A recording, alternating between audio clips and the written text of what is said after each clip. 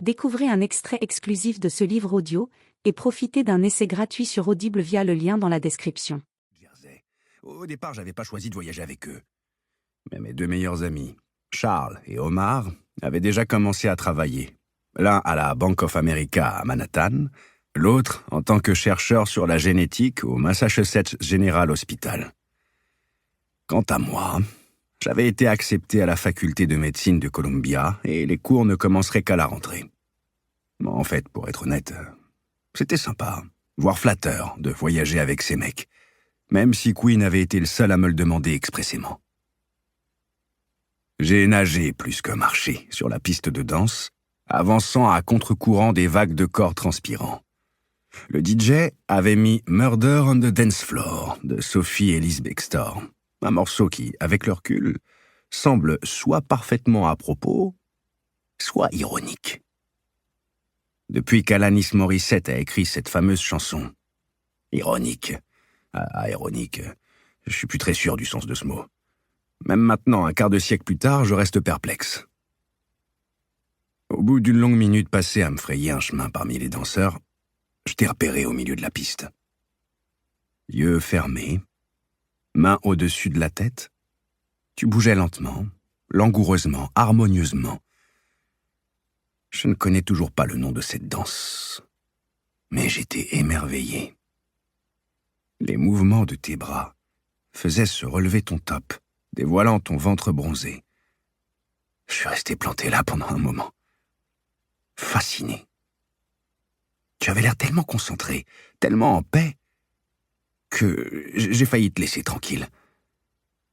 Imagine si c'était ce que j'avais fait. Mais hélas, ma bravoure était à un niveau anormalement élevé. Enhardi par ma bière, je me suis avancé et t'ai donné une petite tape sur l'épaule. Tu as sursauté et ouvert les yeux. J'ai demandé « On danse ?»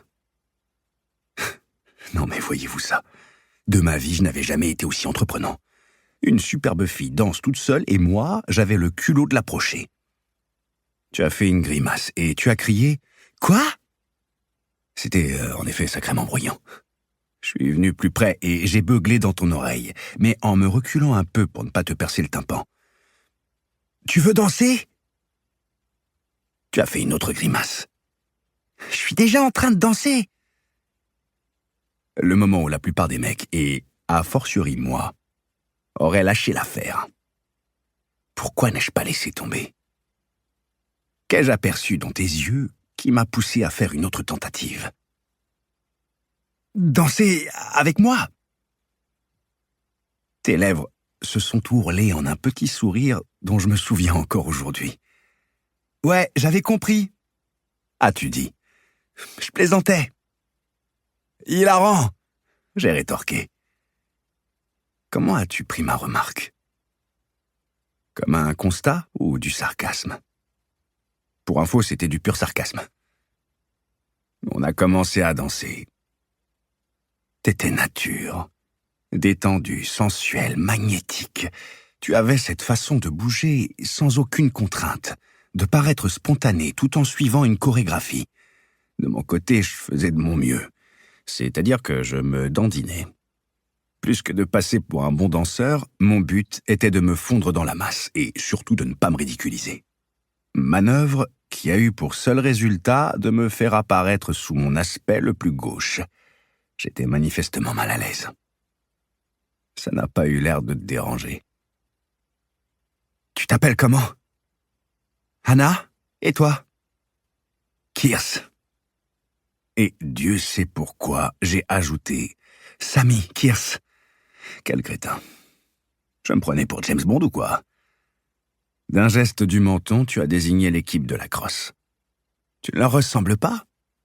Parce que je suis ni grand ni beau? À nouveau ce petit sourire. Ton visage me plaît. Sammy Kirst. Merci, Anna. Il a du caractère. Une façon de dire pas particulièrement beau. C'est avec toi que je danse, pas avec eux. Ils t'ont pas proposé, que je sache. Le même sourire.